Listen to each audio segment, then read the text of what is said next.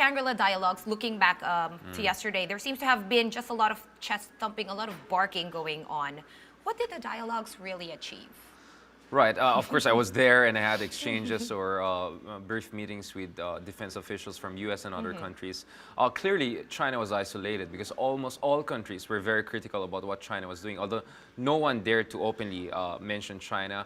And China was the only country that actually openly said that what we're doing in the South China Sea or West Philippines Sea is correct. And the other thing I noticed in the meeting was everyone mentioned about the Philippines arbitration case. In fact, the Chinese Admiral Sung dedicated 5 to 10 minutes just lashing out at the Philippines about the arbitration case. He was quite high-pitched and yes, yelling. For someone who was there near him too, I was actually a little bit frightened, right? I'm sure if you speak Chinese, you will even feel the force even more, right? So it was a very feisty, if not strident speech from the Chinese officials. Now, it's very clear that the arbitration is something emotional for the Chinese, and this is where the challenge for the Duterte administration comes in.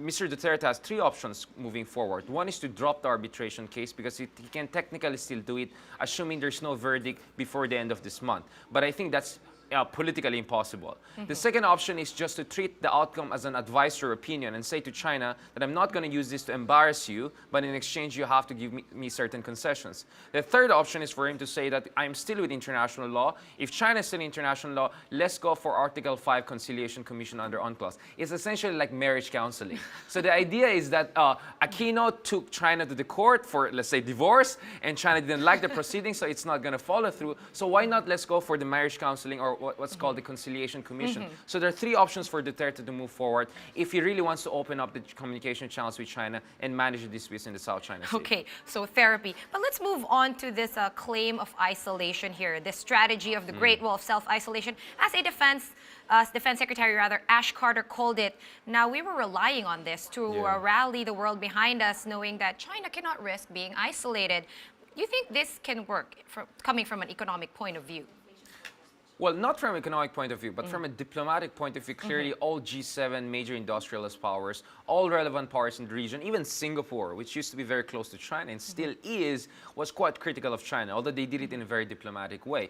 But the fact of the matter is that China also has its own strings to pull. It's an economic partner, major economic partner to a lot of countries, and China has actually mobilized 40 countries, major maritime powers like Niger and Ghana and Afghanistan, to call for the Philippines to drop the arbitration case. So China is also pulling its string and trying to create a global coalition to counter the Philippines arbitration efforts and what the U.S. calls China's self-isolating policies.